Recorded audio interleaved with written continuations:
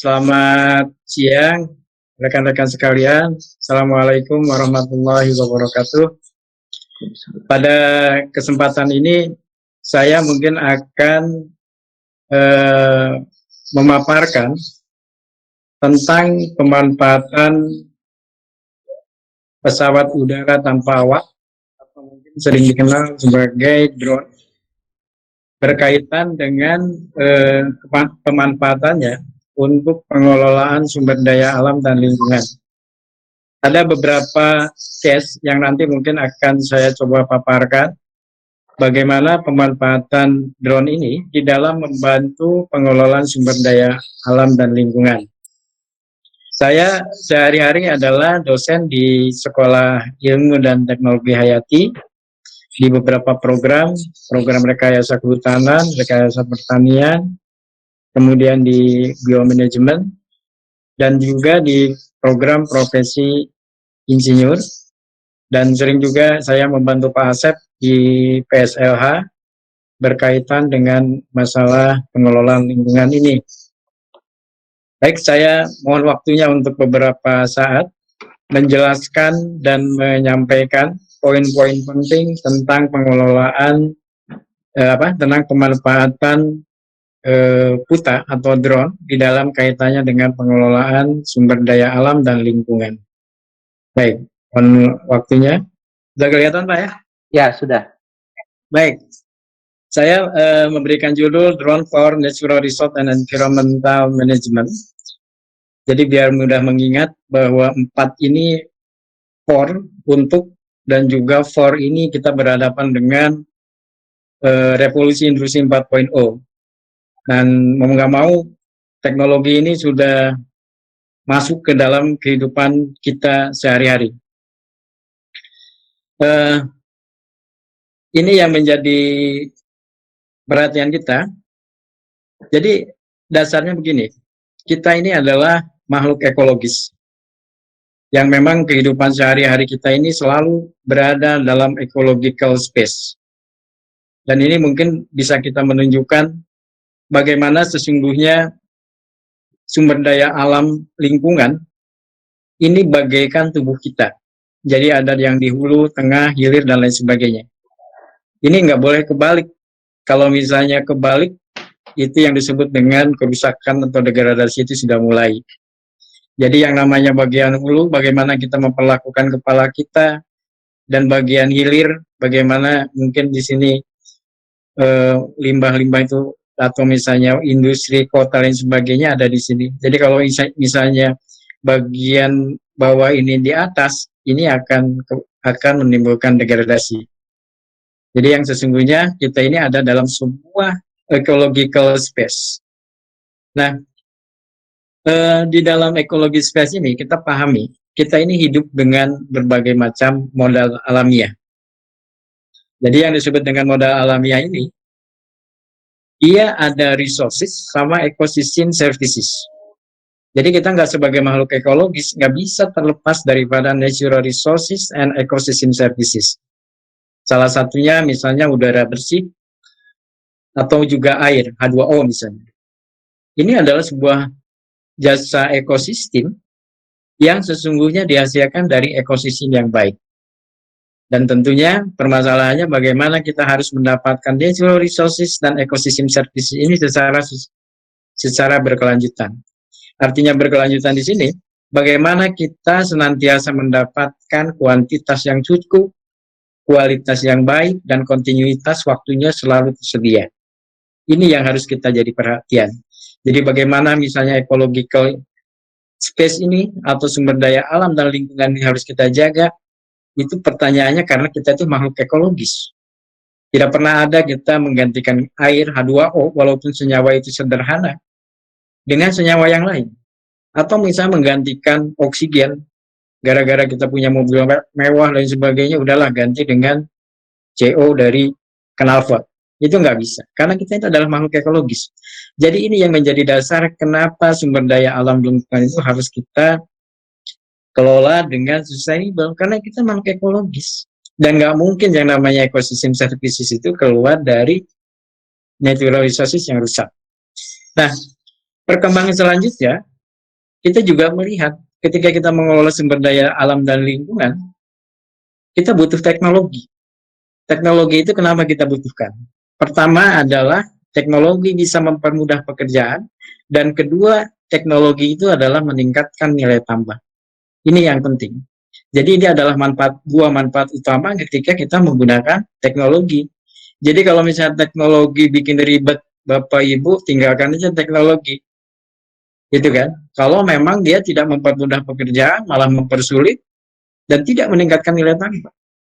Gitu loh. Jadi teknologi itu bukan gaya-gayaan, Bu, Pak ya. Dia adalah mempermudah pekerjaan dan meningkatkan nilai tambah. Sehingga teknologi itu menjadi sebuah pilihan. Kalau kita mau maju dimanfaatkan, tapi kalau kita mau stuck atau misalnya tetap dengan kondisi yang sekarang, yang tidak berkembang, atau kita merasa sudah cukup, ya udah tinggalkan teknologi. Gitu. Kalau menurut saya teknologi ini sangat penting kalau misalnya kita berpikir bahwa hari besok itu mesti lebih bagus daripada hari ini. Gitu.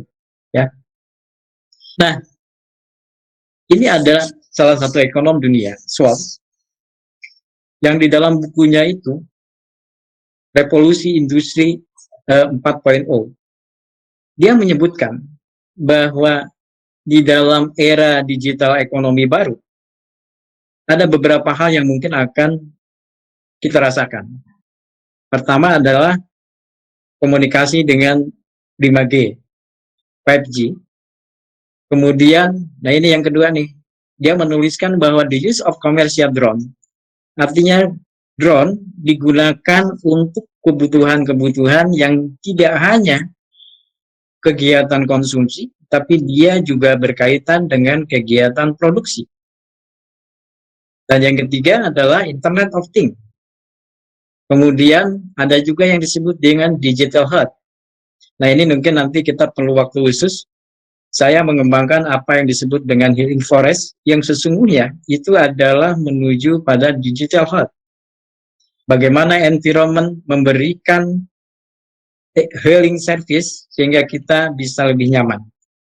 Dan juga perbaikan-perbaikan di dalam peningkatan manufacturing. Nah, khusus untuk drone, kenapa ini barang ini kayak mainan, tapi sesungguhnya bukan mainan. Dia punya kemanfaatan lebih daripada hanya untuk misalnya mengcapture gambar atau membuat video. Nah, karena sesungguhnya perkembangan teknologi di dalam drone ini, salah satu hal yang penting dia adalah menyangkut masalah akurasi dan presisi.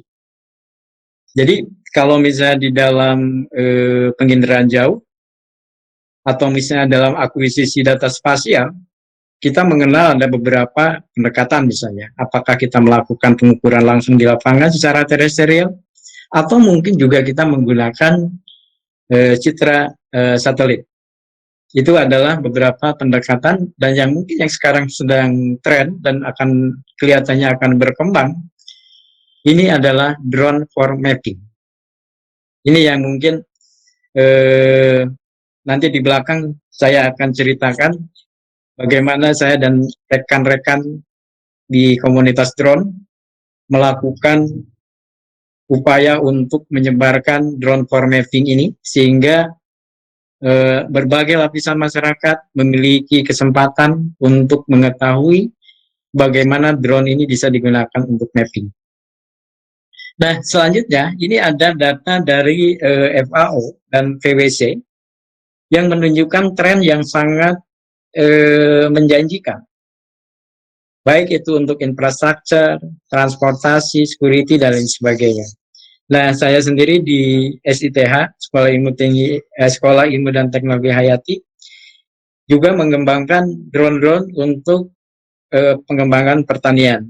Dan ini mungkin kami bekerja sama dengan beberapa vendor, yang mana dari vendor ini kami mendapatkan kesempatan untuk mengaplikasikan drone untuk pertanian ini untuk kebutuhan akademik maupun juga untuk kebutuhan riset. Nah, kelihatannya terkait dengan pertanian, kehutanan, ini akan menuju apa yang disebut dengan Smart and Precision Agriculture or Forestry by drone. Nah, ini kelihatannya trennya akan naik, sehingga ini menjadi keniscayaan bagi kita. Teknologi ini akan kita rasakan pada saat ini.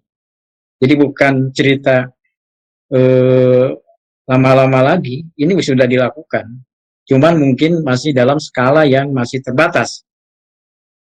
Baik, saya menyajikan beberapa contoh pemanfaatan drone di dalam masalah sumber daya alam dan lingkungan. Nah, ini. Pertama, drone bisa digunakan untuk masalah pemantauan perubahan ruang. Jadi begini, ketika kita menerbangkan drone, ini adalah kategorinya drone yang small drone atau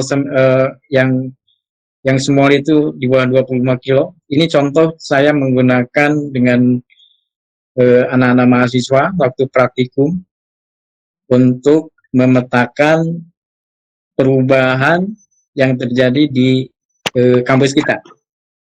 Jadi seiring dengan kita melihat ya, bagaimana ini contoh mengamati perubahan-perubahan di dalam penutupan lahan. Jadi memang ketika kita mengambil capture image dengan menggunakan drone, kemudian ini kita olah sehingga mendapatkan foto ortho mozaik. Nah, foto ortho mozaik ini tentunya menjadi salah satu keunggulan di dalam menggunakan drone untuk pemantauan lingkungan. Jadi mungkin Bapak Ibu yang berkecimpung di bidang penginderaan jauh, ketika mungkin kita menggunakan satelit, ya memang sekarang satelit banyak dan memang sudah ada yang sangat detail, tapi masalah waktu untuk mengakuisisi, kita mungkin tergantung daripada provider.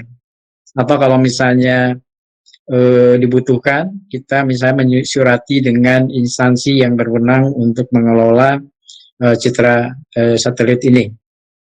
Tapi kalau misalnya Bapak Ibu menggunakan drone, anytime kita bisa terbang sesuai dengan peraturan pengaturan ruang udara, gitu ya. Jadi dalam drone ini nggak bisa, sesungguhnya ada aturan-aturan, baik itu dari Air Navigation, kemudian Kementerian Perhubungan, dan juga landasan pangkalan udara di tempat yang terdekat.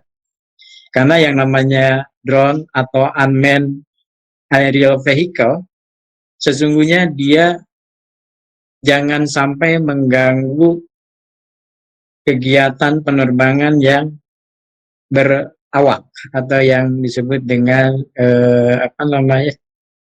manned aerial vehicle, bisa kayak pesawat dan sebagainya.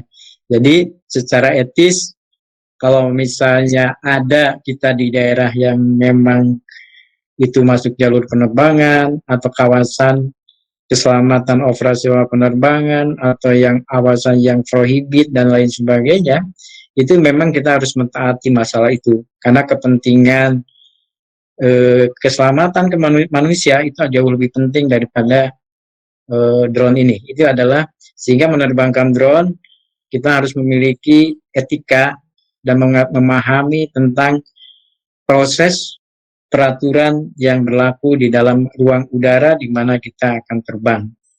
Nah, kembali lagi ke pemanfaatannya, ini adalah pemantauan perubahan ruang. Jadi ini pada Agustus 2019, kemudian di bulan Januari, dan ini adalah bulan Februari. Jadi bagaimana sesungguhnya kalau kita lihat nih, pemantau misalnya yang kolam sini, ini kolam sini, nah ini seiring dengan di bagian luar areal ini yang terjadi pembangunan cukup besar di hulunya di atas itu, sehingga dia bisa memberikan dampak. Nah ini menjadi suatu hal yang penting ketika kita mengetahui perubahan tutupan lahan, yang menjadi bagian penting kalau kita melakukan analisis di dalam kajian lingkungan hidup, dalam AMDAL, dalam dokumen-dokumen lingkungan yang lainnya. Jadi dengan penggunaan drone, kita sudah bisa memetakan suatu wilayah yang ketelitiannya, akurasinya, dan updatingnya itu sangat membantu di dalam pekerjaan kita di dalam pengelolaan sumber daya alam dan lingkungan. Pak Hikmat, maaf, kayaknya slide-nya tadi ketutup. Bisa tolong dibuka lagi nggak, Pak? Mungkin ada yang lain, Pak, yang nutup, Pak. Iya, tadi ada orang lain yang nutup. Maaf, silakan kalau yang slide-nya nggak muncul di layar, silakan klik people, kan ini ada chat, ada people-nya di atas, kemudian pilih, cari yang Pak Hikmat Ramdan, tapi yang dalam kurung presentation, kemudian dipin. Itu karena tadi kejadian ada yang masuk, terus presentasi gitu, itu yang bermasalahnya. Tapi seharusnya tadi tetap ada presentasinya Pak Hikmat. Jadi mungkin saya harus ngeklik itu? Enggak Pak, kalau Bapak presentasi biasa aja untuk user yang lain. Baik, untuk penontonnya saja. Ini untuk penontonnya saja. Baik, Pak Guntur. Kalau gitu saya ulangi lagi ya. Gimana saya? Nah, itu lebih enak kalau Bapak ulangi lagi. Yang ini, Pak? Ya. Baik, saya ulangi lagi kalau gitu ya. Nah, ini salah satu contoh di mana drone ini, ya kita ceritanya gini lah, yang digunakan di dalam presentasi ini adalah drone yang ukurannya kecil, artinya bisa dimiliki oleh berbagai orang ya, yang tentunya di dalam penerbangan drone ini juga kita harus memperhatikan regulasi ruang udara seperti yang tadi saya sampaikan. Nah, jadi kalau misalnya Ibu, Bapak akan melakukan kajian di dalam suatu areal, ini saya kira sangat membantu. Karena dasarnya dalam kajian lingkungan dengan berbagai varian tentunya, ini yang namanya tutupan lahan ini menjadi salah satu parameter utama. Jadi ketika Bapak Ibu nerbangin kayak gitu, kemudian diolah, dijadikan ortomozaik, nah itu langsung akan keluar itunya ya, peta foto ortomozaiknya. Jadi memang tahapannya di dalam pemetaan dengan drone, pertama kita memang melakukan tahapan persiapan. Kemudian kita melakukan penerbangan untuk melakukan akuisisi. Kemudian dari situ kita melakukan pengolahan. Pengolahan ini terutama untuk melakukan mosaiking atau menyambung-nyambung foto-foto udara yang kita dapatkan. Dan selanjutnya kita menganalisis. Jadi selain daripada ortofoto atau peta tegak ini, drone juga hasil pengolahan drone bisa juga untuk mendapatkan data tentang DTM atau peta dari DTM ini kita akan keluar menjadi peta kontur dan juga DSM. DSM itu adalah Digital Surface Model. Nah, Digital Surface Model ini adalah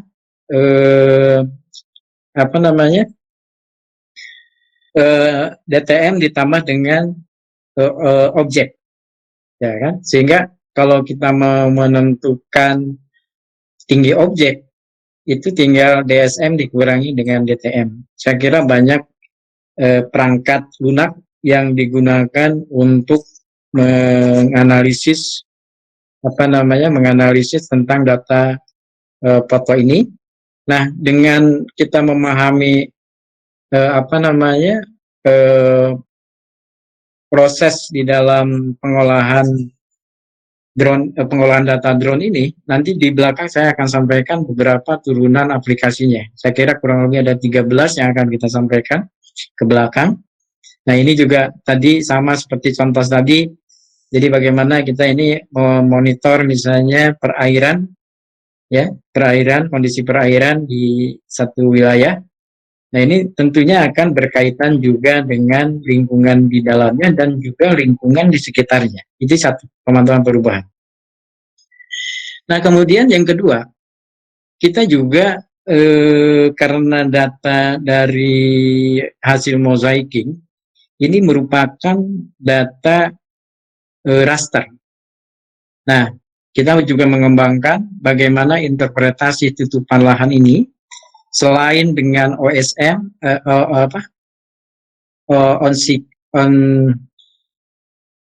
selain dengan digital on screen, ya, kita juga mengembangkan dengan beberapa pendekatan, ya, dengan menggunakan informasi raster.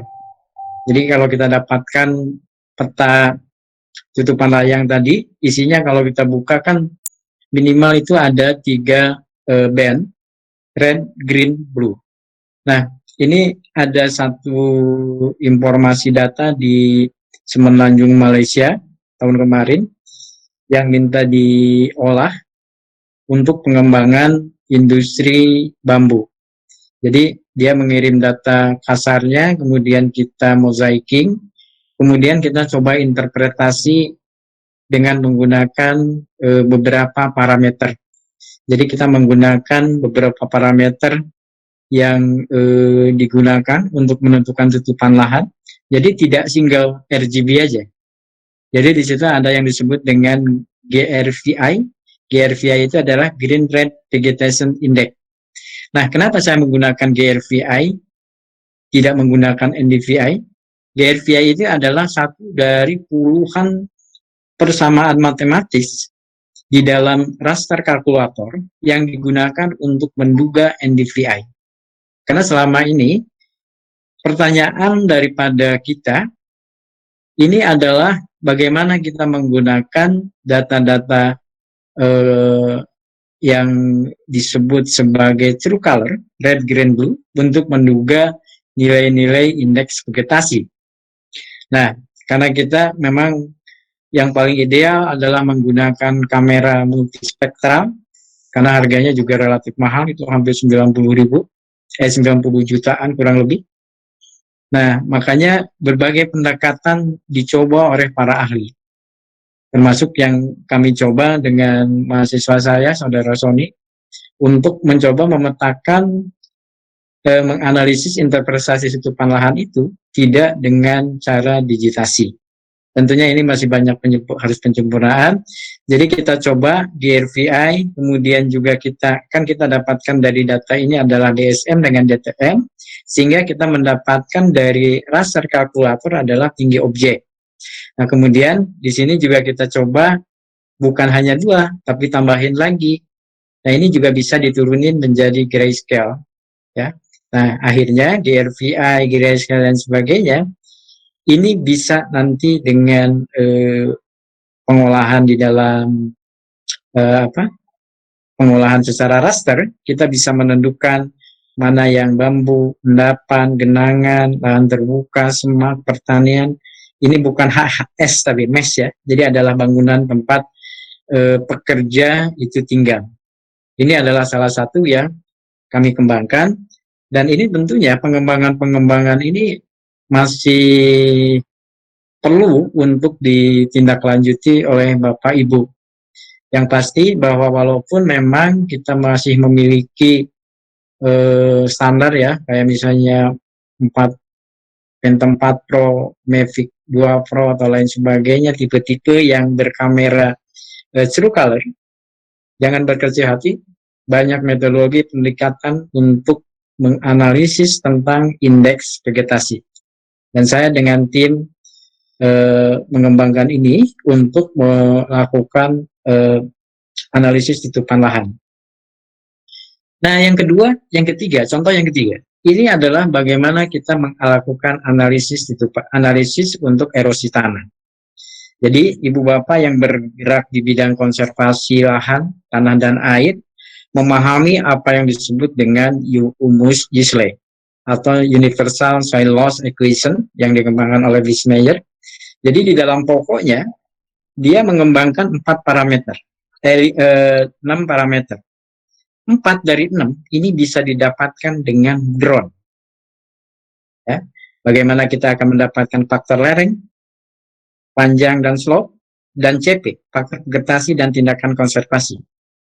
Nah, ini 4 ini, kalau R mungkin bisa nanti diturunkan dari data pengukuran curah hujan, atau misal kalau nggak ada, silakan ambil data dari stasiun klimatologi terdekat, dan mungkin yang ini aerodidity yang kalau memang benar-benar dilakukan, ini harus dilakukan pengambilan sampel yang diuji di laboratorium tanah. Tapi setidaknya drone ini sudah 4 daripada 6, ya, 4 dari 6, ini udah ke cover datanya itu ketika kita menerbangkan drone. Jadi drone ini bisa untuk ortofoto tadi, kontur, digital surface model, DTM, tinggi objek, analisis spektra seperti tadi. Ini kita ambil data LSCP-nya, kemudian kita masukkan dalam curah hujan. Ini tentunya kita akan mendapatkan pendugaan erosi. Jadi dalam hal ini, saya kira mungkin bagi rekan-rekan yang di kehutanan, pertanian, yang selalu menggunakan perencanaan untuk rehabilitasi hutan dan lahannya, terutama untuk revegetasi, rebuisasi, restorasi ekosistem, restorasi lahan yang kritis, saya menyarankan menggunakan drone ini. Ini akan lebih cepat, lebih detail datanya, dan juga mungkin kalau kita bandingkan dengan yang selama ini menggunakan data dari citra satelit, tentunya ini bisa lebih akurat. Karena kalau kita terbangin dengan 100 atau 120 meter, ya kurang lebih 5 sampai 8 cm per pikselnya. Jadi bisa dibandingkan dengan kalau misalnya kita gunakan Landsat yang 30 kalau 30, walaupun dia juga di ini lagi cuma 15 kali 15 meter, ini sungguh sangat bermanfaat, terutama dalam erosi tanah. Nah ini contohnya, Pak. Jadi kita bisa menentukan dengan data yang tadi, sebarannya adalah misalnya ringan, sedang, dan lain sebagainya. Ini contohnya adalah di Kabupaten Sumedang. Waktu itu saya mengajak mahasiswa di mata kuliah saya, di remote sensing dan penginderaan jauh kehutanan, untuk melakukan simulasi pendugaan erosi di Kabupaten Sumedang ini dekat Wado. Areanya nggak luas sih, cuma 100 hektar, tapi ini memberikan satu pengalaman bagi mereka bahwa yang namanya drone ini sangat efektif untuk melakukan perancangan di dalam soil and water conservation. Nah, kemudian yang selanjutnya, ini adalah yang terkait dengan estimasi simpanan karbon. Jadi sesungguhnya kita ini melanjutkan daripada yang tadi sebelumnya. Jadi kalau kita mendapatkan data ortofoto, kita masuk ke dalam interpretasi tutupan lahan. Nah, interpretasi tutupan lahan ini, kita akan mendapatkan informasi jenis-jenis lahan apa yang ada di dalam wilayah studi kita. Tinggal nanti ini dikalikan dengan berapa potensi simpanan per penutupan lahan. Jadi kalau misalnya yang benar, karbon, simpanan karbon itu ada yang disimpan di atas permukaan, ada yang di bawah permukaan tanah. Itu diambil datanya, kemudian dari data itu kita akan mendapatkan informasi berapa tutupan, berapa simpanan karbon yang ada di masing-masing penutupan lahan dalam wilayah kajian yang kita teliti. Nah ini salah satu contohnya. Bapak Ibu mungkin bisa men-search di browsing di Google, itu ada banyak informasi alometrik persamaan yang dikeluarkan oleh Badan Litbang dan Inovasi KLHK. Itu informasinya saya kira sangat banyak. Bagaimana misalnya berapa tutupan lahan, potensi simpanan karbon untuk misalnya lahan kering, hutan primer misalnya, sekunder, rawa, dan lain sebagainya.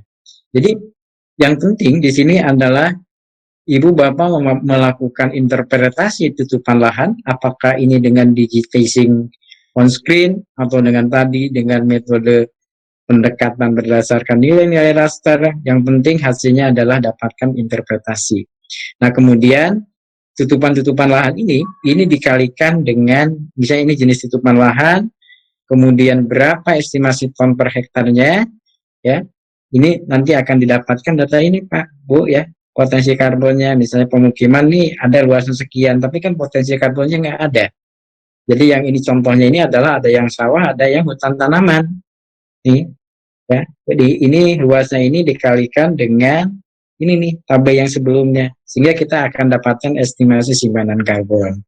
Jadi Bapak Ibu yang akan melakukan kajian tentang karbon, saya kira secara prinsip ini sangat dibantu oleh pemanfaatan teknologi drone ini, ya.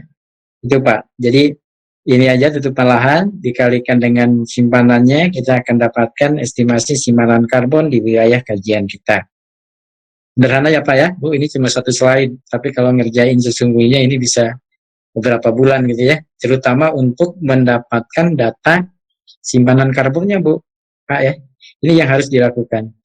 Tuh, jadi menurut saya sih, kalaupun kita banyak pustaka tentang jenis tutupan lahan kaitannya dengan karbon, itu hanya satu rujukan kasar saja. Tapi kalau misalnya Bapak Ibu mengerjakan estimasi simpanan karbon, lakukan teknik pengambilan data untuk menduga simpanan karbon, apakah itu di atas permukaan atau di bawah permukaan per penutupan lahan. Baik, contoh yang lain. Ini di Pulau Togat. Jadi pulau ini masuk ke Kabupaten Mentawai. Saya mencoba untuk menerbangkan drone.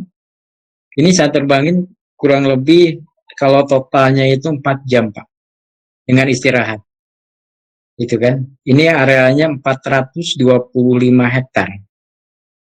Jadi sebetulnya pixel yang diambil di sini ini kira-kira 5,7 meter per pixel. Sehingga dengan ketelitian itu kita sangat dibantu ketika kita mendesain kawasan wisata ini. Jadi Bapak Ibu kalau misalnya ke kawasan ini sungguh amazing nih di Sumatera Barat ini. Ini salah satu potensi bagaimana small island memiliki potensi wisata yang sangat bagus, ya. Nah, ini kebetulan kawasan ini adalah kawasan KPHP yang masuk di Mentawai yang akan direncanakan untuk pemanfaatan pariwisata, Pak. Ya, karena ini small island, jadi nggak ada kegiatan yang direkomendasikan yang berdampak menyebabkan destruksi terhadap lingkungan tersebut. Jadi ini mungkin Bapak Ibu juga paham bahwa ada beberapa ekosistem yang bisa dikategorikan sebagai ekosistem yang esensial ekosistem. Satu adalah misalnya rawa, gambut, mangrove, dan yang terakhir adalah small island. Saya tahun 2016 pernah diminta untuk memaparkan kajian tentang bagaimana pengelolaan hutan di dalam small island. Karena selama ini strategi kebijakan sistem terkait dengan small island sesungguhnya itu mestinya diletakkan dalam kebijakan teknik metodologi yang berbeda dengan pengelolaan hutan di wilayah pulau besar atau subkontinen, terutama menyangkut masalah-masalah tentangnya kawasan small island ini. Dan saya lihat kalau dari sisi jumlah, small island ini jauh lebih banyak daripada pulau-pulau besar di Indonesia. Nah, ini mungkin Pak Asep di PSLH bisa untuk menginisiasi bagaimana small island management yang sustainable ini bisa menjadi fokus bagi kita semua.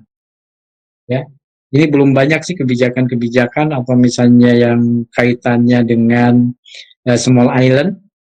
Jadi kalau misalnya rusak sumber airnya ya kita mau minum dari mana lagi kalau di small island. Baik, itu adalah yang kita gunakan dalam perencanaan tapak wisata. Nah, ini yang terbaru. Saya tadi melihat juga administrator KPH Bandung Utara, Pak Komarudin hadir di sini. Pak Hikmat, maaf itu slide-nya hilang lagi, Pak. Aduh.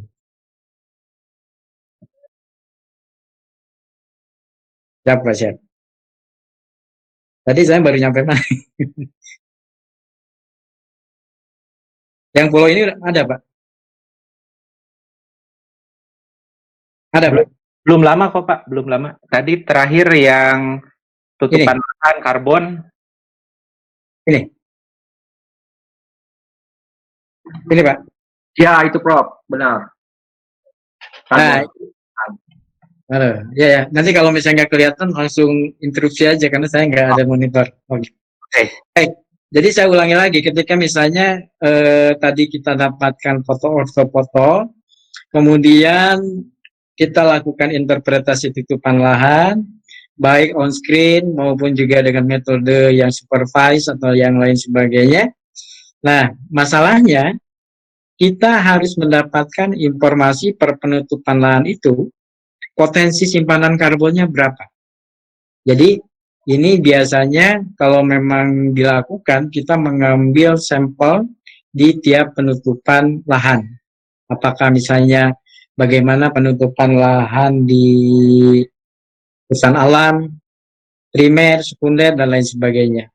Atau juga untuk misalnya untuk dugaan nih ya, saya memberikan catatan untuk menduga satu wilayah, ya artinya dengan tadi awal kita bisa gunakan informasi alometrik karbon yang dikeluarkan oleh Litbang dan Inovasi KLHK.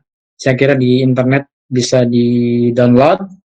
Jadi ketika kita sebetulnya potensi simpanan karbon, kita hanya mengalihkan antara tutupan lahan dengan potensi simpanan karbon yang ada di sini. Sehingga kita akan mendapatkan estimasi simpanan karbon. Yang sekali lagi bahwa teknologi drone ini sangat memudahkan kita untuk mendapatkan informasi spasial dalam waktu yang lebih cepat. Ini ya. Nah, masih kelihatan? Baik, kalau gitu saya lanjut. Pemanfaatannya untuk perencanaan tapak nih. Ini di KPH Mentawai. Jadi ada satu namanya Pulau Puto Togat yang kalau dari Padang itu pakai speed kira-kira 3,5 jam. Ini adalah pulau ini masih alami. Dia kurang lebih berada di Samudra Hindia yang langsung keluar ke batas luar, gitu ya. Pulau ini sangat bagus. Dia adalah small island. Small island itu salah satu daripada 4 esensial ekosistem yang secara khas dia memiliki karakteristik ekologis. Jadi ada beberapa selain small island, mangrove misalnya, kemudian rawa, gambut, yang kalau terjadi masalah di keempat ekosistem itu, recovery-nya atau restorasinya membutuhkan waktu yang sangat lama, atau beberapa ekosistem itu nggak mungkin balik lagi. Nah, makanya pendekatan-pendekatan small island management. Halo? Masih kelihatan, Pak? Halo? Masih, Pak. Masih, Pak. Masih, Pak. Masih, oke, saya lanjutin lagi ya. Nah, ini pikselnya ini dengan penerbangan kurang lebih 150 meter, Bapak Ibu. Ini kita akan dapatkan piksel kurang lebih sekitar 5,5 sampai 5,5 cm per piksel. Dan ini sangat memudahkan bagi saya untuk mendesain kawasan ini, apakah dia untuk jadi tempat perlindungan dari abrasi, misalnya gini. Ya, kita kelihatan sekali, gitu kan. Cuma ini memang gambarnya kecil gitu ya. Ini kira-kira kalau misalnya kita buka, ini ada 3,5 GB untuk area yang kurang lebih 425 hektar. Jadi saya untuk kajian detail, umumnya foto-foto ini tidak di resizing, tidak dikecilkan itunya, tapi saya tetap menggunakan image aslinya, karena itu yang dibutuhkan. Jadi ini sangat-sangat membantu mendetilkan perencanaan kita.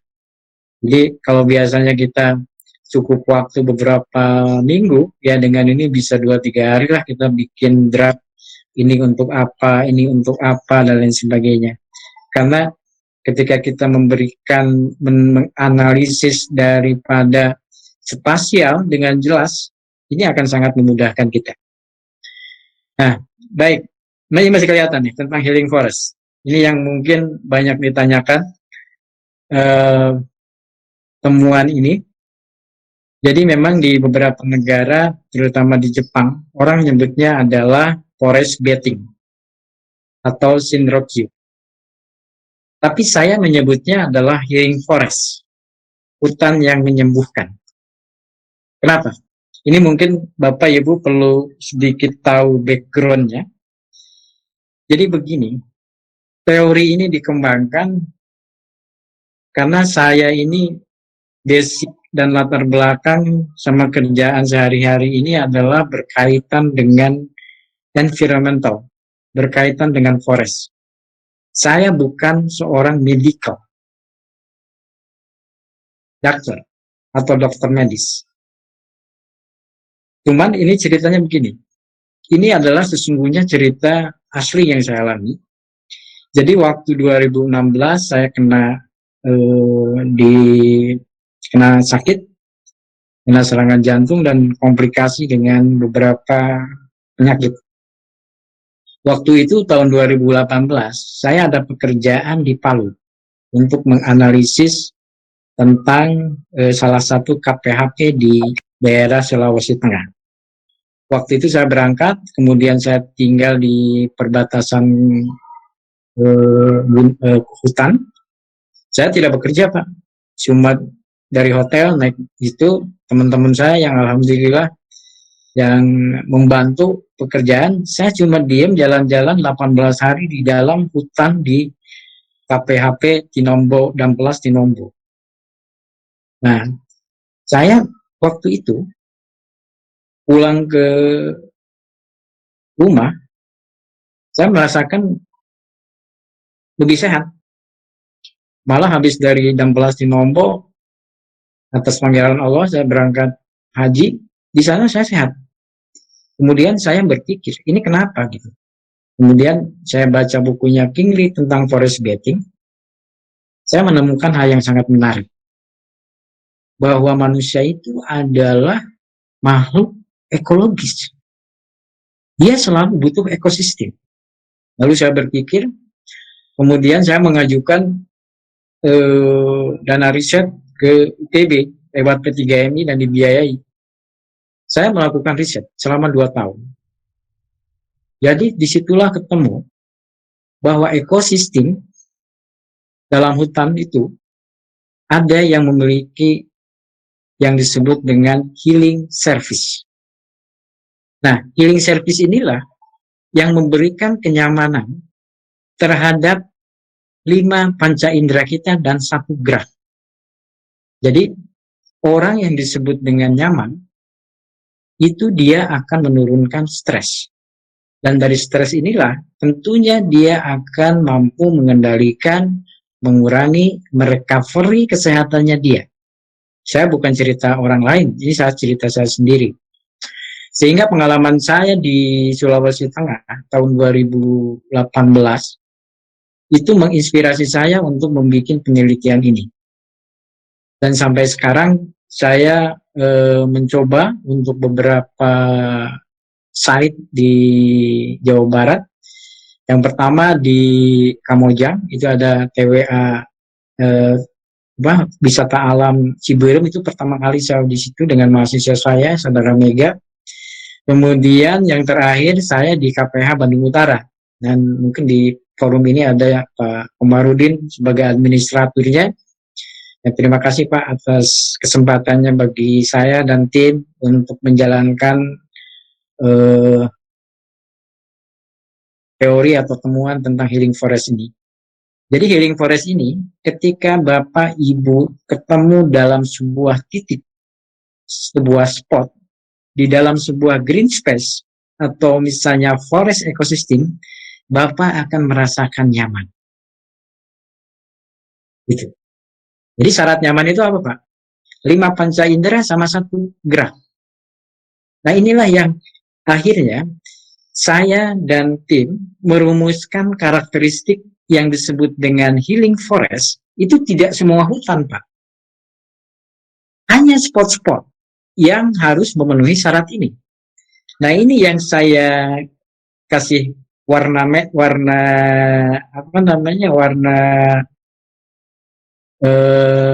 hijau. Ini sorry, ini saya mohon maaf, ada satu lagi yang belum saya masukkan. Ini adalah kecepatan angin. Jadi kalau kecepatan angin itu yang biasa saya ukur itu harus di bawah 0,1 meter per detik. Kita baru merasakan nyaman. Nah, jadi dari pengalaman ini Pak, saya ada suhu 22 sampai 23. Ini adalah suhu yang biasa dilakukan di rumah sakit, di ruang-ruang untuk pemulihan.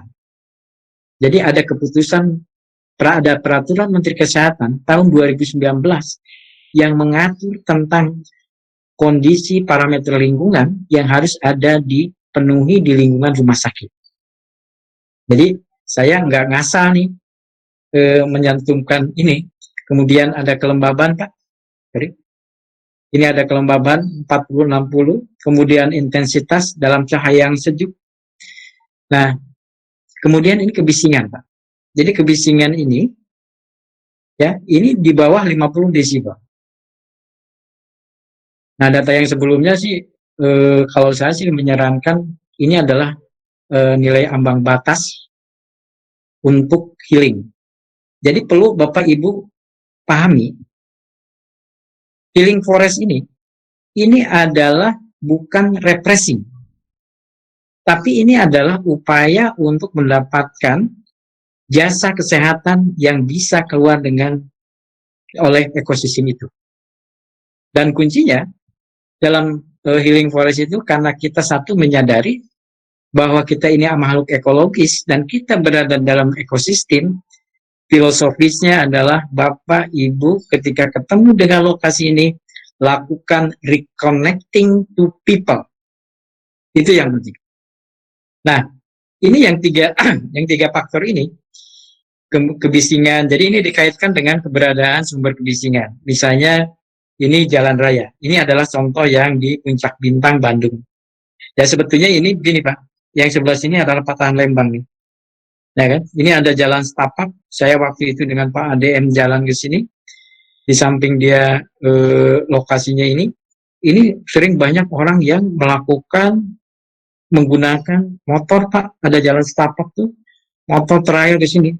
Jadi Bapak Ibu bisa bayangkan ketika Bapak Ibu biasanya berada dalam kondisi kenyaman yang enak, tapi tiba-tiba ada orang bawa motor, bawa mobil, jalan, kita pasti terganggu. Jadi mata, telinga, hidung, pengecap, kulit, itu harus nyaman. Dan yang terakhir adalah tadi, kita harus punya gerak. Nah gerak itu, jangan gerak yang membuat kita ini jadi capek. Karena kalau capek, kuncinya nggak nyaman. Itu bukan healing. Ya, jadi ke-6 faktor itu harus nyaman benar. Makanya di dalam melakukan identifikasi dengan bantuan drone, kita bisa menentukan topografi dan kelas topografi yang datar sampai landai. Jadi yang di luar, yang di atas 15% itu udahlah, eliminir itu. Itu nggak cocok untuk healing forest. Nah kemudian juga ada indeks vegetasi. Tadi dengan indeks vegetasi ini ukurannya salah satunya adalah indeks VI. Tadi indeks VI kita duga dengan beberapa pendekatan seperti tadi misalnya Grand Red Vegetation Index ini bisa kita dapatkan. Nah kalau misalnya intensitas cahaya, kelembaban udara dan suhu, saya masih sampai saat ini masih mengandalkan secara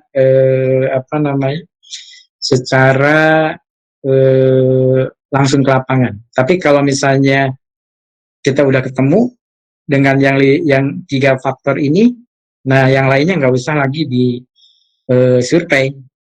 Nah, karena saya belum punya ini juga nih. Kalau drone thermal sudah ada, kelihatannya kita sudah bisa menggabungkan dengan itu. Ya. Baik, itu adalah salah satu yang digunakan di dalam perencanaan jasa ekosistem. Nah ini selanjutnya ini, 6, yang 7 nih Pak. Ini 14 Februari, saya dengan teman-teman dari Agro Siwi dan juga PTPN melakukan trial untuk mendeteksi kesehatan tanaman perkebunan teh. Ini dilakukan di Ciater. Saya dengan mahasiswa saya, Sony, dan juga ini suhu saya nih, Om Andre Johan, owner dari PT Agrodrone Indonesia yang fokus di drone untuk pertanian. Kita melakukan pemotretan, Pak. Ini pemotretannya nggak tinggi, 6 meter, Pak. 6 meter. Dengan 6 meter dari permukaan tanah, kita mendapatkan piksel yang 1,46 mm. Kita ekstraksi RGB-nya. Jadi, pohon kita ini adalah contoh daun teh yang mengalami gangguan, yang istilahnya yang nggak sehat. Nah, kemudian saya juga bawa ini murah loh Pak, kurang lebih sekitar 200.000 lah kalau di mana di online shopping itu. Jadi bawa ke lapangan, masukin ke HP atau tab. Ini 1 mili Pak, sini jaraknya 1 mili. Jadi yang dari sini ini kita bisa analisis benar nggak sih ininya ini yang mengalami penyakit gitu. Nah, jadi artinya si drone ini bukan hanya untuk kegiatan mapping jasa ekosistem yang tadi, tapi ini sudah digunakan oleh kami itu untuk men-trial tanam untuk menganalisis kesehatan tanaman. Jadi sebelum di teh, saya juga melakukan untuk di wilayah hutan, terutama untuk akasia mangium. Cuman waktu itu kita masih menggunakan teknik RGB biasa aja.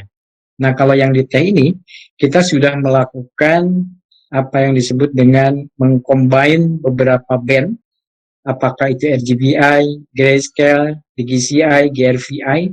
Ini analisisnya adalah seperti tadi Pak, kita mengakuisisi, kemudian kita menganalisis sampling pohon ini tentunya foto ini memiliki geotek, ya, karena nanti geotek itu akan dilihat untuk melihat penyebarannya. Nah ini Pak, kita lakukan RGB extraction dengan menggabungkan beberapa rumus, jadi tidak single Pak, tidak hanya RGB aja. Saya pakai pendekatan grayscale, DGCI, GRVI, dan lain sebagainya. Jadi silakan nanti Bapak Ibu kalau misalnya perlu papernya tentang masalah ekstraksi RGB, saya kebetulan ada paper yang diterbitkan oleh yang lain. Di situ lebih daripada 20 rumus yang bisa digunakan untuk menduga ekstraksi RGB ini. Nah ini Pak hasilnya ini. Ada yang daunnya tua, bercak kuning, dan lain sebagainya. Jadi kalau teman-teman yang di perkebunan teh, kalau salah satunya dia kena, ya udahlah dianggap nggak bagus tuh untuk dipasarkan. Ya, dipasarkan tentunya dengan kualitas yang premium. Itu satu. Yang ke-7. Yang ke-8, ini juga terkait dengan masalah kesehatan. Jadi ini salah satu contoh Pak. Ini Pak.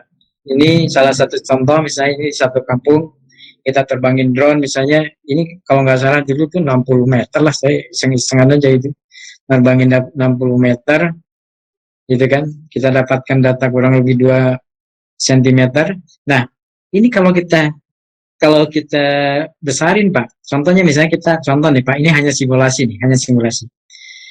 Kita dapatkan misalnya ada tempat wadah air yang kalau misalnya di dalam teorinya DB ini menjadi salah satu tempat perkembangbiakannya nyamuk Aedes aegypti. Nah, jadi berdasarkan pustaka yang ada, kalau kita menemukan satu water tank yang diperkirakan dia akan menjadi tempat breeding daripada nyamuk tersebut, kurang lebih kita baperlah 100 meter. Nih, jadi kita baper 100 meter ini adalah wilayah yang harus diwaspadai kalau penghuni atau pemilik rumah ini ya ada kemungkinan dia kena demam berdarah. Ini adalah metodenya sangat sederhana, Pak.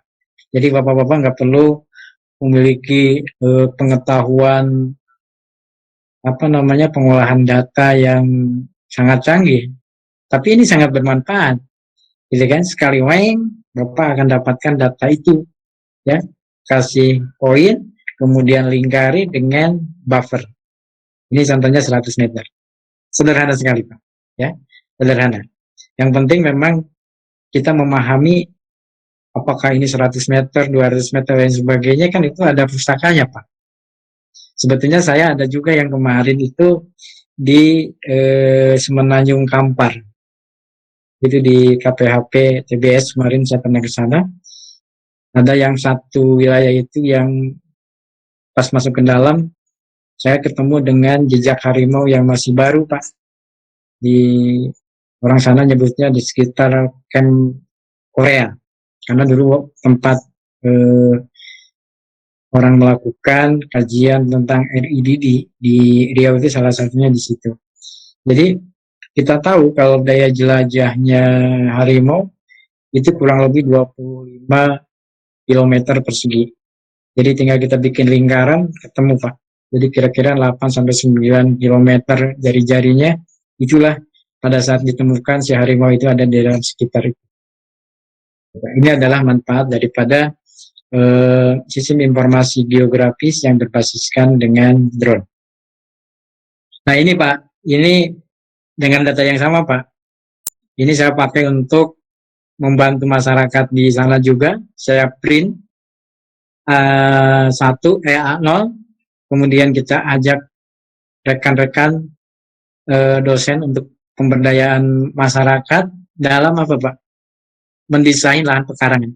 Jadi dalam lahan pekarangan ini yang awalnya harus dilakukan adalah rumah ini punya siapa dan dia kira-kira akan menanam apa di pekarangannya dia.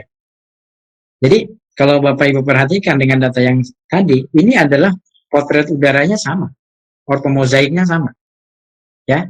Nah, jadi satu data itu bisa beberapa informasi yang dikeluarkan. Baik, yang ke-10. Nah, ini pernah didiskusikan dengan Pak Asep, tapi yang memang ini masih trial.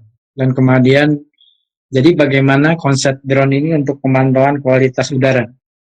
Saya sengaja ini tanda tangan 10, biar mengingatkan aja bahwa saya pernah orat-oret, kemudian dengan teman-teman yang bermain di Internet of Things, dan juga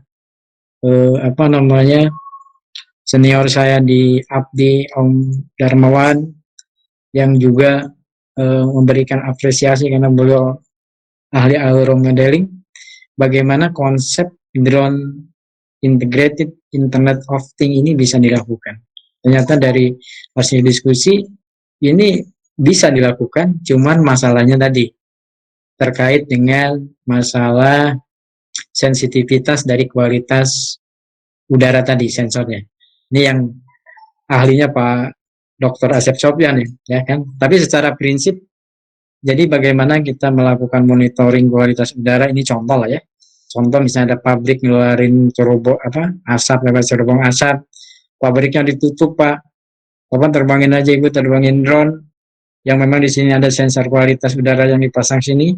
Ini secara telemetrik masuk ke dalam komputer kita, dan kemudian komputer ini kita olah Pak, ya, pilot drone dan sebagainya. Ini saya kira bukan hal yang ngawang-ngawang. Jadi ke depan ini yang namanya drone ini akan dikaitkan dengan IoT, Internet of Things, termasuk juga dengan artificial intelligence. Ya. rekan saya, suhu saya tuh Ketua Umum ABDI, Om Dr. Akbar Marwan sebagai pakar di Artificial Intelligence, dia sudah bisa menerjemahkan objek yang tidak hanya still atau diam, tapi juga yang bergerak. Cuman mungkin ini yang perlu nanti Bapak Ibu juga mengembangkan lebih lanjut, termasuk dengan kalau Bapak Ibu ada yang berminat terkait dengan smart agriculture. Jadi smart agriculture juga nanti akan kaitannya dengan drone, Bu. Seperti tadi misalnya bagaimana kita memantau, mendeteksi kesehatan pohon. Oh, kalau pohon ini dia kurangnya apa ya gitu ya. Saya bukan ahli hama penyakit tanaman, tapi secara garis besar saya memahami prosesnya seperti itu. Jadi dengan menggunakan terbangin kamera, ini ada informasi IoT itu udah langsung masuk ke dalam sistem pengolahan, sehingga itu mengolah, oh kalau misalnya RGB-nya sekian, GRVA sekian, dia kurang arah nitrogen misalnya, atau kurang fosfor. Ini sudah bisa memerintahkan yang lain, ya kan, mencampur pupuk, kemudian dia masuk ke drone, dan drone terbang sekali. Jadi karena udah ada untuk drone pertanian tuh, Pak ya, yang satu remote bisa beberapa drone, gitu kan. Nah ini yang menarik. Ini mungkin di kita, ya sesungguhnya kalau mau dibikin sih bisa aja sih. Pak Hikmat, waktunya 5 menit lagi, Pak. Baik Pak, ini sebentar lagi Pak. Nah ini adalah contoh drone pertanian. Ini saya mendapat kiriman dari Om Andre yang saat ini sedang melakukan penyemprotan di tanaman eukaliptus di Riau. Ini mungkin gambarannya gini.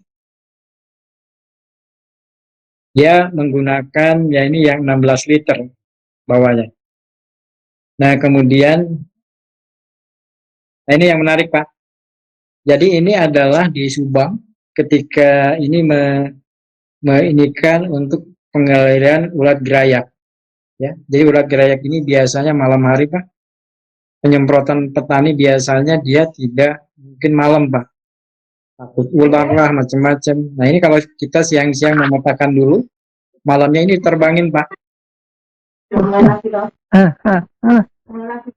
terbang. Udah lagi ya.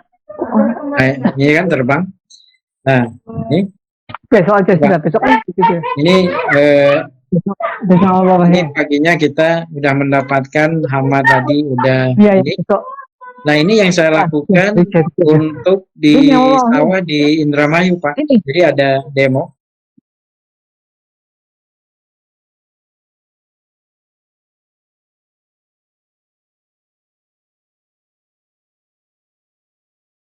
Nanti bisa saya sharing ini ya. Nah ini kaitannya dengan drone COVID and community. Ini mungkin salah satu bagian daripada penutup saya. Jadi saya mendapatkan informasi dari salah satu jurnal yang intinya bahwa COVID ini dia akan mempengaruhi terhadap global health, economy decrease, dan global environment. Jadi Nikola di 2020, ini terbitnya tahun 2020 bulan Mei Pak. Ini bulan Mei, kebetulan saya dapatkan akses ke sana. Jadi sesungguhnya kalau kita amati, ini ada human system, ekosistem ini berubah terhadap after COVID ini. Ini gak mau ekosistem ini pasti berubah, sistem kita berubah. Cuman dari sisi ekonomi, Nikola ini mencatat bahwa ada primary sektor yang akan terpengaruhi. Terutama misalnya sektor pertanian. Dan kita juga banyak cerita tentang bagaimana sektor pertanian ini terganggu terkait dengan ketahanan pangan. Mau nggak mau, dengan adanya COVID ini ada tuntutan untuk melakukan redesign atas pembangunan after COVID. Saya nggak tahu desainnya seperti apa, tapi ada adjustment, ada pengaturan itu. Contoh lah misalnya, kalau misalnya kita, bagaimana misalnya begini kan, ada beberapa barang yang selama ini di kebutuhan pokok kita, diimpor dari negara lain. Negara lain juga sama, dia mengalami wabah COVID juga. Artinya apa? Mereka akan menahan barangnya itu. Mau nggak mau kita harus menyediakan sumber pangan sendiri, Pak. Nah, dasar untuk sumber pangan sendiri itu salah satunya adalah kebutuhan kita mendapatkan data spasial yang menyeluruh. Nah, ini ada satu gagasan dari kami, bagaimana drone mapping ini bisa dilakukan bersamaan di seluruh Indonesia, dan datanya itu bisa digunakan untuk membantu perencanaan pembangunan di masing-masing daerah. Kami sejak bulan Maret mencoba menggagas bagaimana ilmu drone mapping ini bisa secara gratis dinikmati oleh semua lapisan masyarakat yang berminat di dalam drone and mapping. Jadi kami ini Pak, selama COVID ini membuat satu online training, di mana kami mencoba mengintegrasikan pemahaman drone dengan mapping.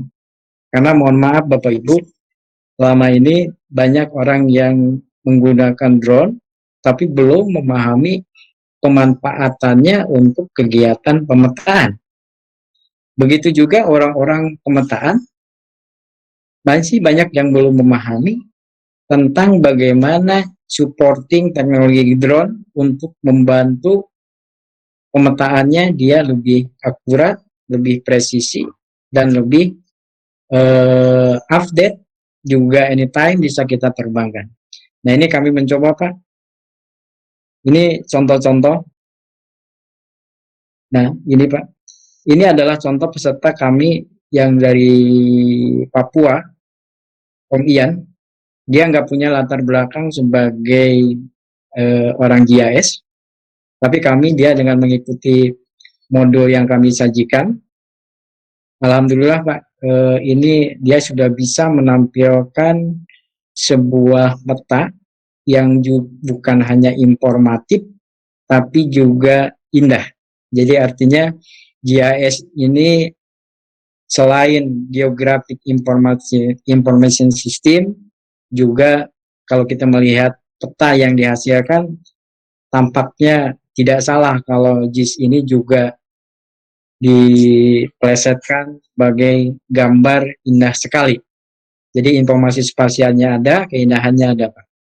Nah, ini yang juga kami lakukan, karena ini didasari oleh tadi masalah-masalah drone, COVID, and community. Nah, ini yang terakhir, Pak. Ini kami ini sampai hari ini sudah ada 819 orang peserta yang lulus di dalam pelatihan online ini. Jadi kami memberikan pelatihan ini secara gratis, dan alhamdulillah sudah mencakup 228 kabupaten kota di 34 provinsi. Dan yang saat ini kami sudah angkatan ke-9, ke-9-10 ya. Dengan saat ini Pak, kita ada 3 kelas, ada yang kelas basic, advance, dan advance 2.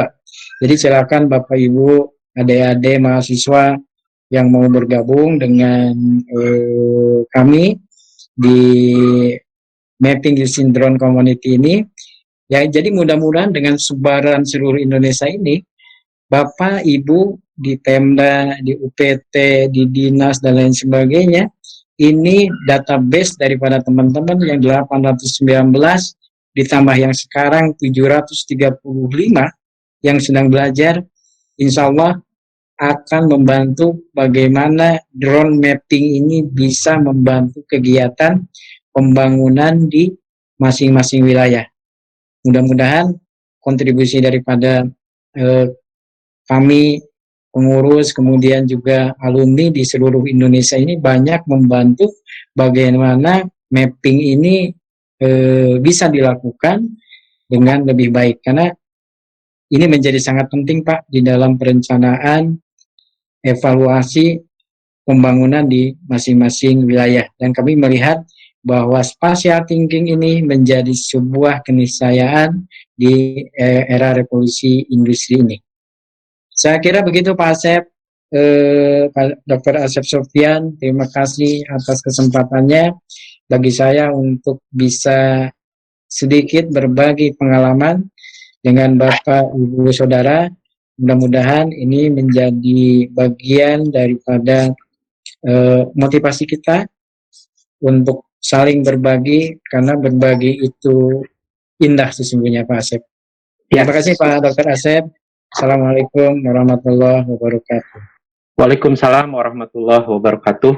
Luar biasa ya Pak Hikmat, kita sudah dapat banyak sekali informasi dari Pak Hikmat. Demikian juga para peserta sangat antusias, banyak sekali pertanyaan yang masuk. Saya akan bacakan 3 dulu Pak Hikmat. Yang pertama dari Ibu Linda Jamalus.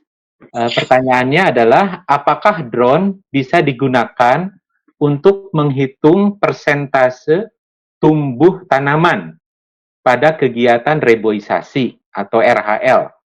Apakah sudah ada mekanisme penghitungannya? Terima kasih. Kemudian pertanyaan kedua dari Bang Fendi.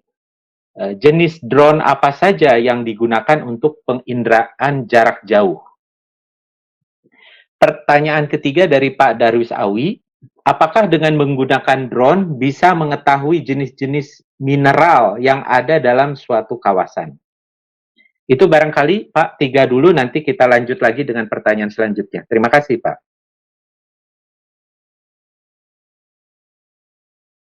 Baik, Pak Asep, makasih Ibu tadi, Bu Jamalis. Jadi begini, prinsipnya bisa, ya, prinsipnya bisa Bu. Jadi itu saya kira nggak begitu susah sih sebetulnya ya, untuk menghitung hasil daripada RHL. Saya kira itu bisa lah, artinya bisa kita bangun modelnya. Malah beberapa teman sih udah bisa melakukan accounting dengan menggunakan artificial intelligence. Jadi nggak perlu dihitung satu-satu Bu, gitu kan? Itu ada. Ya. Kita juga sedang mengembangkan bagaimana pendekatan-pendekatan untuk ekstensi di dalam software IAS yang bisa langsung mengcounting begitu. Saya kira itu bisa Bu. Dan kalau misalnya ini apa namanya, kita sudah pernah melakukan itu. Bahkan mahasiswa saya itu ketika dia menghitung karbon, ya dihitung dulu Bu, jumlah pohonnya dan lain sebagainya. Cuman kalau misalnya dia tegakkan tadi Bu, yang tadi dilihat di drone tadi yang di Riau, itu dia lagi nyemprot sebetulnya Bu. Itu dia lagi nyemprot anakan eukaliptus di HTI. Gitu kan? Jadi tinggal kan, cuman karena drone yang tadi itu khusus untuk spraying atau penyemprotan, makanya kalau kita menggunakan drone untuk kamera dengan menggunakan kamera untuk imaging, itu bisa sangat bisa sih sebetulnya. Itu ya Bu. Kemudian dari Bang Pendi, ini drone apa? Ya drone yang memiliki kemampuan untuk membuat citra. Ya. Jadi kalau misalnya areanya ya maksimal 1000 hektar atau misalnya ribuan, dengan menggunakan multicopter juga itu bisa. Tapi kalau misalnya areanya yang sudah mencakup ratusan ribu dan sebagainya, ini beberapa yang kita lakukan dengan teman-teman sudah menggunakan vertical take off landing. Ya, jadi ada yang dia naik, kemudian dia terbang seperti hanya fixed wing. Itu untuk area yang luas. Jadi sekali terbang rata-rata 50 sampai 60 km persegi. Ya, jadi itu yang drone. Jadi drone itu digunakan sesuai dengan kebutuhan. Gitu. Jadi jangan maksain kalau drone-nya kecil. Pak Pendi menerbangkan untuk area yang luas. Ya. Jadi makanya pahami dulu tentang karakteristik dan karakteristik daripada drone. Jadi drone itu enggak misalnya saya misalnya satu drone bisa moto, bisa spraying, bisa ini, enggak juga. Ya kan? Malah teman saya di Belanda itu dia bikin Karena ada pertanyaan kemarin ke saya itu, dia nge-WA, bisa nggak drone itu digunakan untuk polinator? Jadi misalnya di area sawit itu kan dia seringkali sepanjang musim itu kan proses polinasinya dibantu oleh manusia ya, semprotin serbuk sarinya ke dalam itu. Nah ternyata ada drone yang ukurannya kecil, dia hanya bisa mengangkat 5 gram, kemudian ada spraying untuk serbuk, itu yang pernah dibikin. Kebetulan kemarin saya dapat informasinya seperti itu. Jadi bukan hanya misalnya yang gede-gede, yang kecil juga ada. Gitu ya. Teman-teman mungkin di FTND atau di Dirgantara juga sudah mengembangkan itu. Yang tadi tentang masalah mineral. Jadi begini Pak, kalau yang mineral saya belum terus terang belum mencoba secara langsung. Tadinya mau minggu yang lalu saya mau nyoba dengan kamera drone yang multi spektral.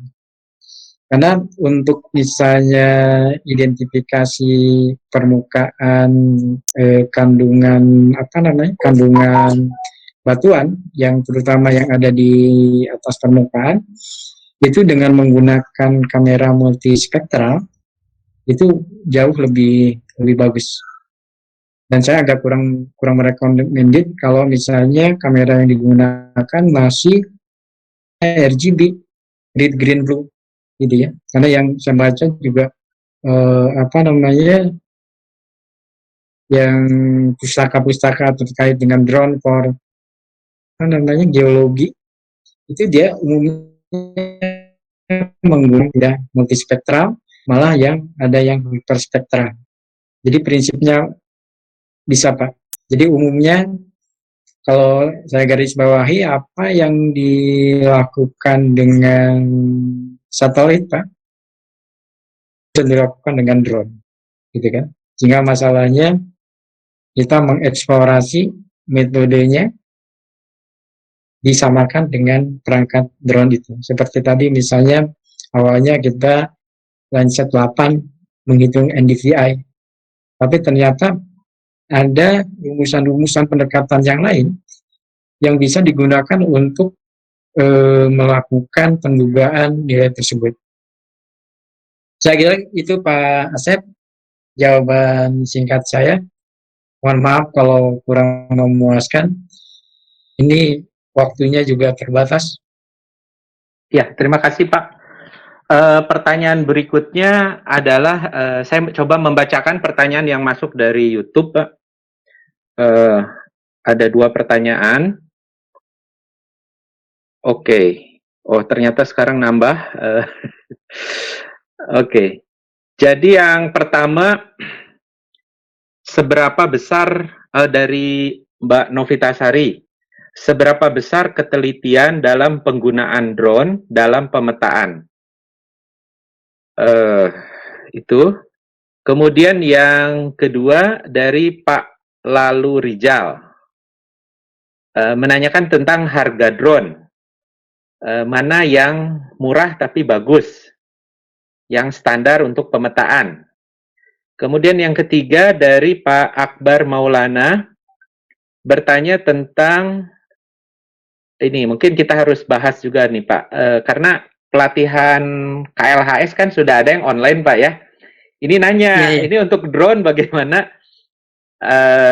Kita belum bicarakan ya Pak Hikmat. Mungkin Pak Hikmat bisa langsung menjawab, apakah mungkin pelatihan drone ini pakai online? Nanti prakteknya bagaimana? Kemudian pertanyaan berikutnya dari Pak Teguh Winari, bagaimana cara bergabung dengan drone training for community yang Pak Hikmat ini ya, kelola ya. Kalau tadi yang Pak Akbar yang barangkali pelatihan di PSLH, kemudian Pak Teguh Winari yang di community, kemudian terakhir dari Pak Yas Marli, klasifikasi vegetasi dengan AI atau raster analisis itu tingkat akurasinya bagaimana? Ya, itu barangkali 4 pertanyaan, Pak. 4 atau 5 barangkali ya. 5 Pak, sekaligus saja nih. Iya. Dari YouTube. Baik. Ya. yang menyangkut masalah ketelitian, ini kan gini, yang tadi saya gambarkan itu adalah kaitannya dengan drone untuk natural resources and environment. Jadi kayak misalnya tutupan lahan, ya ada toleransi lah ya. Nah, tapi kami juga di komunitas ada juga yang menggunakan drone dengan ketelitian yang sangat tinggi. Jadi Ibu mungkin pernah melihat, mendengar bikin jembatan, evaluasi, konstruksi, ya. Ini rekan kami di komunitas, Om Febri ini, dia salah satu pakar drone untuk konstruksi. Jadi hitungannya bukan lagi senti, Bu, mili, gitu loh. Ini hitungannya mili. Jadi nanti Ibu coba cari aja di YouTube-nya Anton Chandra Channel, itu yang kami pernah menyelenggarakan webinar bagaimana drone construction. Jadi masalah ketelitiannya saya kira tergantung daripada goalnya kita, gitu kan. Dan biasanya kalau misalnya ketelitian untuk peta ya ada salah satu yang disebut dengan GCP, Ground Control Point. Nah itu bisa dibantu dengan GPS geodetik yang memiliki ketelitian sangat tinggi. Sehingga kita di dalam proses untuk mendapatkan ketelitian peta itu dikontrol dengan titik ground control point. Jadi jangan khawatir, Bu, ini jauh lebih teliti. Kalau Ibu biasa pakai satelit dengan resolusi meter, kita resolusinya udah senti, Bu. Malah kalau kita terbangin 5-6 meter itu mili saya dapat. Itu dengan pesawat yang biasa aja. Karena saya kalau pakai pesawat-pesawat yang canggih, saya kan tiap hari dosen ya Pak Asep. Jangan sampai misalnya mahasiswa yang berminat, wah Pak alatnya nggak bisa beli gitu kan. Nah jangan begitu gitu ya. Jadi yang artinya mengeksplorasi dari sisi metodologi. Banyak ada kaitannya nanti di drone dengan software BIM. Itu yang yang kaitannya dengan masalah ketelitian. Nah ini masalah harga drone Pak. Saya sih bukan pedagang drone. Nanti coba ditanya aja sama rekan-rekan di komunitas. Itu banyak tuh Pak. Ada yang mereka kan di komunitas drone di Facebook tuh ada ya. Ada yang khusus untuk komunitas yang mana yang kayak misalnya Skygrapher itu foto dan video gitu kan. Kemudian dengan mapping juga banyak sekali Pak. Itu coba ditanya, ya kalau misalnya mau harga baru sih di browsing aja Pak di toko-tokonya gitu ya. Nah ini tergantung, jadi makin canggih sih feature-nya adalah makin mahal sesungguhnya. Tapi kalau yang tadi misalnya harga drone untuk misalnya untuk mapping itu ya kisaran-kisaran yang barunya nih Pak ya. Mungkin Bapak bisa gunakan Mavic 2 Pro. Itu dengan tipe combo sekitar 20 jutaan lebih ya. Saya kurang paham tuh ya. Itu yang salah satu yang memang resolusinya relatif bagus Pak. Tapi kalau misalnya mau menggunakan yang lebih canggih misalnya, naik dikit, gunakanlah yang tadi, yang kameranya yang menggunakan multispektral. Ini DJI udah ada. Nah, kalau untuk tipe drone yang populer saat ini memang produknya dikuasai oleh DJI. Tapi kalau misalnya sudah masuk ke drone untuk pertanian, itu banyak merek Pak. Ada DJI, Agras misalnya, ada yang macam-macam, ada yang Top X Gun, dan sebagainya. Mohon maaf di forum ini saya menyebutkan merek ya, bukan untuk promosi, tapi untuk menggambarkan bahwa banyak sekali drone-drone yang bisa kita gunakan gantung. Atau mungkin juga bisa mengcustom Pak di Fakultas Kedirgantaraan. Saya kira memahami bagaimana membangun drone yang bisa di custom. Ada juga beberapa komunitas di Bandung, kemudian di Jogja yang mengembangkan drone untuk aero modeling dan mungkin juga sekarang sudah masuk ke teknologi vertical take off landing atau VTOL. Nah, baik itu yang kedua, jadi masalah harga variasi Pak. Ya, cuman Bapak yang penting bukan masalah harganya, Bapak lebih baik menanyakan dulu pada orang yang sudah memiliki pengalaman di bidang operasional drone itu. Nah, kemudian terkait dengan drone training. Nah, ini yang kita belum bicarakan ya Pak Asep ya. Tadinya yang memang untuk bulan Juli ini, kalau nggak kita COVID, saya akan lebih menekankan pelatihan drone yang kaitannya dengan operasional. Jadi kemarin saya melihat 2 hari dari 3 hari, 2 hari daripada 3 hari ini, dari 5 hari kita pelatihan, dirasakan tidak cukup.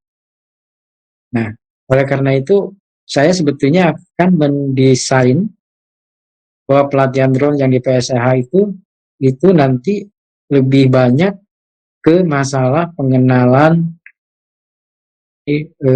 drone, mulai daripada drone racing, kemudian drone untuk mapping, foto, dan juga vertical take off landing. Ya, adapun masalah-masalah proses dengan drone ini, saya kira ini bisa diintegrasikan dengan pelatihannya Pak Asep di GIS Pak Asep, karena relatif sama sih, cuma beda akuisisinya aja gitu ya. Gitu. Jadi, nah cuman masalahnya ini dengan COVID ini kita boleh terbang nggak, gitu kan? Gitu. Nah ini yang menurut saya jadi permasalahan tersendiri gitu ya. Ini, termasuk saya rencananya kalau misalnya ini direvisi kurikulumnya, ada kemungkinan juga kita di akhirnya itu akan dilakukan uji sertifikasi. Jadi nanti kita akan mengundang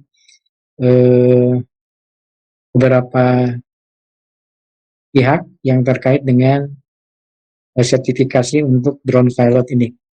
Jadi kelihatannya yang kemarin banyak masukan ke kita Pak Asep, ini tolong diperpanjang.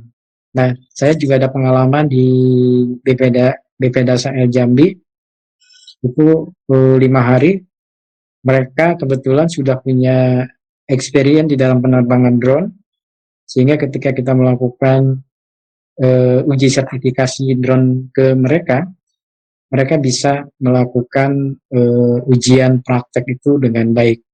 Jadi kalau ujian sertifikasi yang biasa dilakukan, pertama adalah masalah teori, itu menyangkut regulasi, menyangkut tentang teori pemahaman drone, secara awaknya, kemudian ada emergency, pre-flight, dan lain sebagainya. Dan yang terakhir adalah ujian praktek.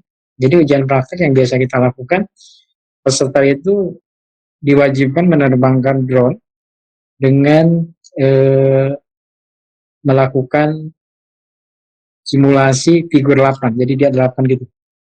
Tapi GPS-nya dimatiin. Karena ini kenapa dilakukan? Ini untuk mengantisipasi kondisi di lapangan, kalau memang di lapangan itu mengalami gangguan, apakah itu sinyal, ada pohon, dan lain sebagainya. Nah itu Pak Asep yang terkait dengan drone training ya. Ya kalau misalnya nanti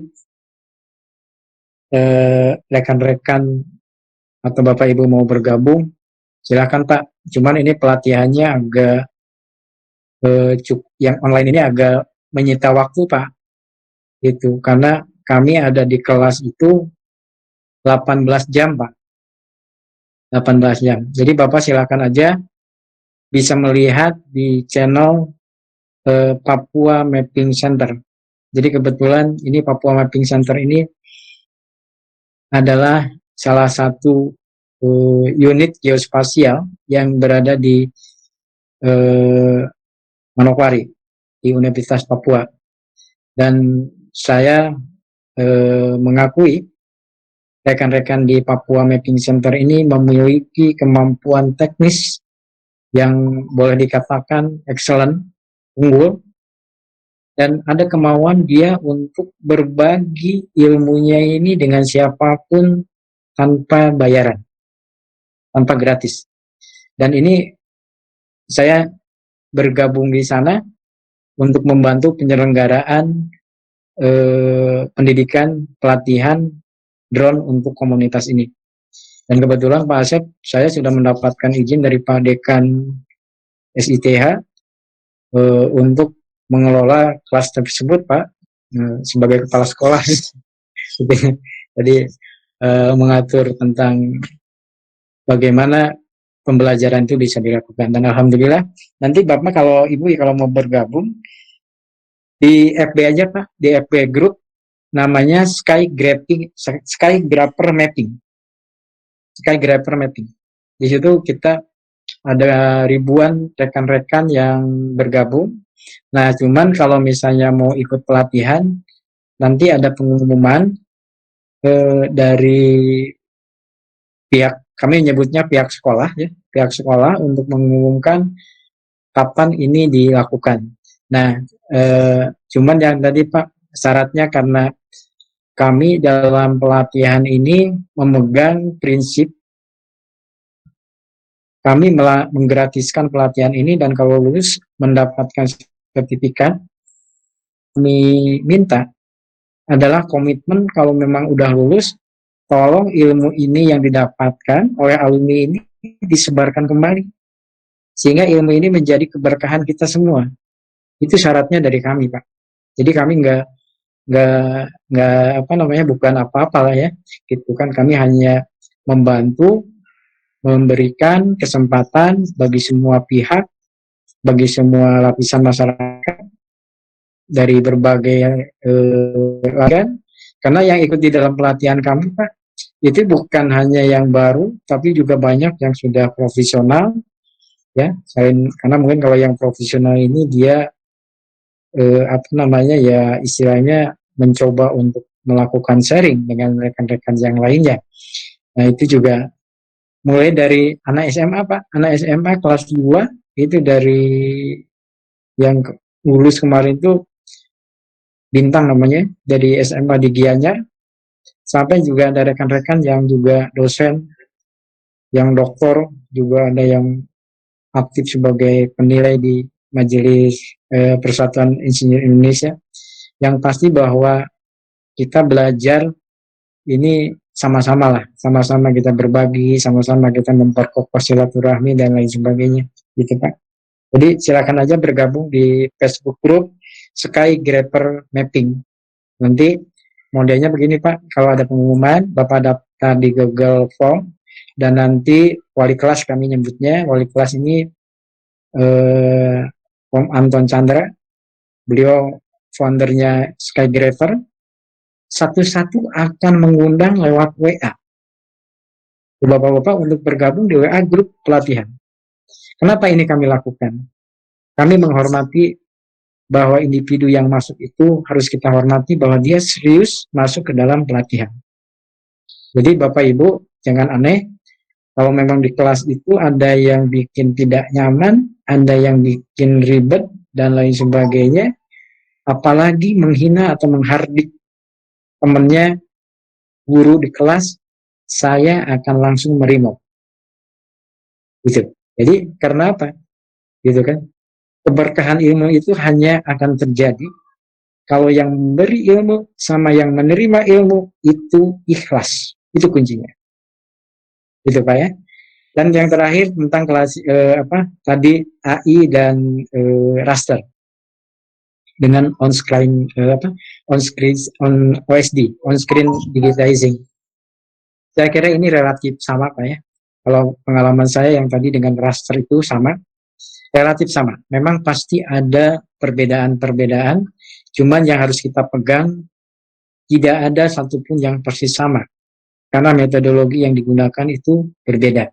Tapi yang penting itu masih berada di dalam batas toleransi yang diizinkan. Gitu Pak. Jadi dalam pendekatan atau metodologi saya termasuk yang menyadari nggak ada satupun metodologi yang paling unggul.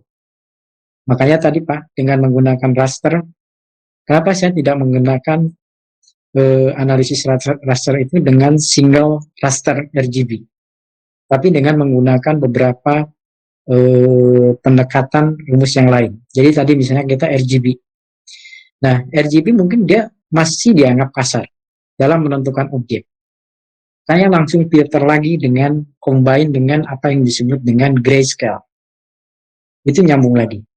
Kemudian raster yang kedua ini kita filtering lagi Pak. Dengan apa? Dengan ketinggian. Masuk lagi.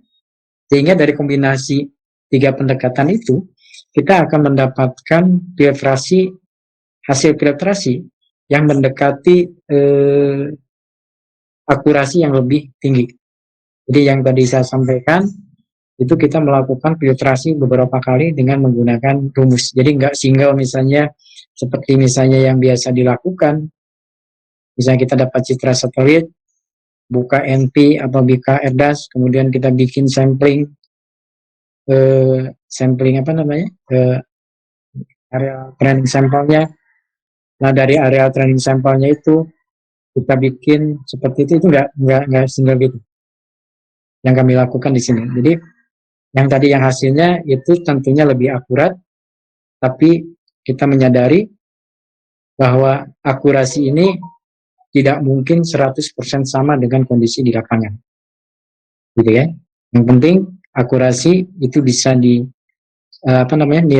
hasil yang disampaikan ini bisa diterima toleransinya.